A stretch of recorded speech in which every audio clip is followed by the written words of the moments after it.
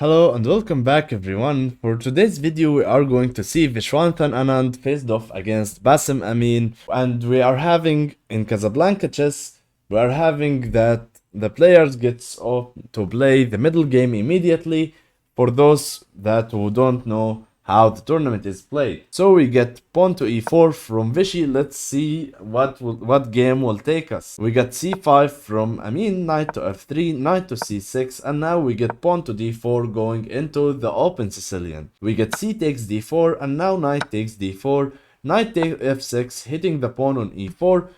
If you try to defend it with white and by playing pawn to f3, then you will get pawn to d5 and black is immediately better. So white here plays knight to c3, and now we get pawn to d6 from black, and now white plays bishop to g5, which is the Richter-Rauser variation of the Sicilian defense. Now we are still following a game from a world champion, and now black plays pawn to e6, queen to d2, and now pawn to a6 from black, preparing to attack on the queen side. We get queenside castles, and now knight takes d4, queen takes d4, and now bishop to e7, defending the knight and unpinning the knight from that pin because e5 was threatened. We get pawn to f4 from white as white is trying to play on that e5 idea. We get b5 from black, and now we get bishop takes f6 and g takes f6. If you are intending to say why not taking with the bishop and hit the white queen, first of all there is queen takes d6. But second of all, queen takes d6 is not the strongest move. The strongest move in this position is pawn to e5. And if you try to take, then there is queen to e4 hitting the rook and hitting the queen. And after bishop to d7 to defend both pieces, then we will get rook takes d7. This is some theory or preparation on the middle game that all of you needs to know if you facing off the Sicilian. And here, if you take with the queen, you will drop the rook, and after king takes d7, you will get bishop takes b5 with check, and after rook to d1, white is just winning the queen early on the game, and this is GG's on the spot. So after bishop takes f6, here g takes f6 is forced, and now we get pawn to e5 from white anyways. He's trying to open up the center as the black king is on the center. Black is it's not such a good move to capture because he will go to queen to e4 and we will get the same variation again with this whole rook takes d7 and bishop takes b5 idea. So here black plays pawn to d5 and shuts down the center immediately. If white takes the pawn on f6 right now, then after bishop takes f6, the bishop becomes such a good piece in this diagonal, and maybe black is a little bit better in fact. So we get here from white, king to b1 from white, and now bishop to d7 from black, finishing up his development. And now we get queen to e3. And after queen to e3, then black plays pawn to f5, and we are now, it's move 14, that we are right now having a completely new game. Now the players gets 5 minutes to think about this position, and immediately the white's clock starts. Here was Alisa Glambia was playing with the black pieces versus Zigun with the white pieces. This is from the 99 World Women Chess Championship. So we get knight to e2 from Vichy was the first move. Now the engine prefers pawn to g4, and after the idea behind it is after black takes,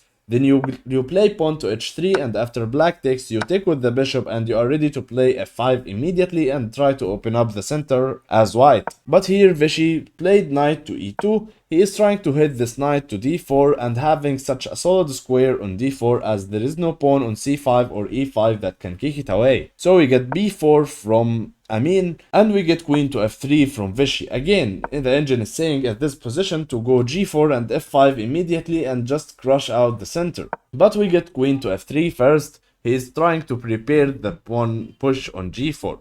We get queen to b6 from Amin, and now we get g4 from, of course, right now white's threatening to take, and after black takes, you will drop the pawn on d5. So right now black just took on g4, and now after queen takes g4, he just castles queen side. He runs away because he is seeing pawn to f5 is coming, and a huge attack will come on the center as the center of the board opens. So right now he's just trying to get off the center by castling queenside. So we get queen to h5 from Vichy. He's hitting the pawn on f7. And now black just shuts down the center again and played pawn to f5. Now a lot of players here will think that, okay, black, my opponent is trying to shut the center off, So let me take that pawn and open up the center more. But in fact, you will get his bishop into play, and this bishop is so strong on this diagonal that because right now you cannot put your knight on the d4 square, as right now black is regained control of it, and black in fact may be a little bit better with these two bishops. So after pawn to f5, we get rook to g1 from white. He's trying to penetrate on the 7th rank. And now we get pawn to a5 from black. He's trying to pull off some attack on the queen side before he gets crushed on the king side. We get rook takes rook to g7, hitting the black bishop and the pawn on h7. Now on the game, bishop to f8 was played, and after rook takes h7, rook takes h7, queen takes h7, we get this position. But let me show you what was the best. The engine is saying that after rook to f8, then the best move here is bishop to c5. Now the idea behind it, that if you try to take as white the pawn on h7, then bishop to e8 is hitting the white queen. Now queen to h6 is the best move to put some pressure on the pawn on e6 and still defending the rook. But now after the exchange, then black puts the bishop on e3, and in fact black is the one who is a little bit better, and because he's got some initiative on the queen side coming on, and black should be a little bit better. But in fact, after rook to g7, we get bishop to f8 from Amin, and after rook takes h7, rook takes h7, queen takes h7. Right now, there is no bishop on e3, unlike the other variation, where the bishop on e3 puts pressure on f4 and defends the square on d4. And now we get queen to f2 from Amin, and this is a huge mistake, And why is that? You will just see in the second. First of all, queen to f2 is seeming like a natural move. Like, okay, the black queen is putting some pressure on the knight, is putting some pressure on the bishop, on the pawn on h2, on the pawn on f4, and you may think that, okay, it's not, there is nothing, okay, like this queen cannot be trapped. And in fact, the best move is such a tough move to find, which is knight to d4. Now knight to d4 is hitting the pawn on e6 and also preparing and freeing this bishop that it could move to a6 very short. So here Amin thought of something, and you will just see it in a second, which actually in fact was a creative thinking. After queen takes f4, then we get knight takes to e6, forking the black queen and the black rook. Of course, the idea behind it that if you take the knight, then after bishop to a6, king to b8 is forced, then queen to b7 will be a checkmate. So after queen takes f4, we get knight to e6. Now the idea of Amin here was to take the pawn on e5, and after white takes the rook on d8, in fact, black is drawing the game, or maybe he is a little bit better with this brilliant move, bishop to g7, which the whole variation, it will amaze you, because he thought that, okay, if you take the rook, then the game is, there is nothing for you. Of course, now a mate is threatened on b2, then your white is forced to play pawn to c3, but after this exchange happens, black do not recapture the pawn on c3 because we will get rook to c1 and the queen is pinned. But instead black will go queen to b8 with check, and after king to c2, if white's trying to run, then we will get bishop to a4, and this bishop will crisscross this king on the queen side, and at least black is drawing the game.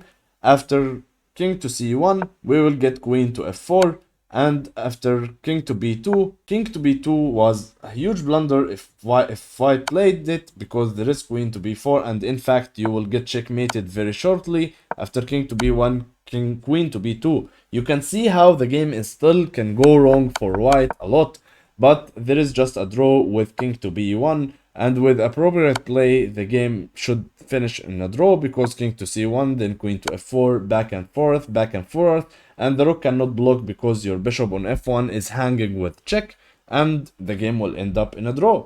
So it's nice that, I mean, from that position saw that whole variation, that if white takes the rook, then the game is immediately a draw. But we get here a creative thinking more than Bassem's one, and we get bishop to a6, and after the black king moves, then here Still, if you take the rook, then after bishop to g7, the game should officially be a drawn. But here, the nicer move, which is just finishing the game, is knight takes f8, taking that black bishop. Right now, he's hitting that light square bishop. If the light square bishop moves, of course, you are just down a piece. And yeah, if you just take the knight, then after queen takes d7, there is just an unstoppable checkmate on b7 coming up next move. Maybe you can delay it for a move or two with some queen to c7, but after queen takes d5, you will lose in such a short term. So Bassem just resigns the game and Vichy won the game. See you guys in the next videos. Make sure to check our latest videos in this nice tournament, or this nice variant, let me say, and see you on the next videos.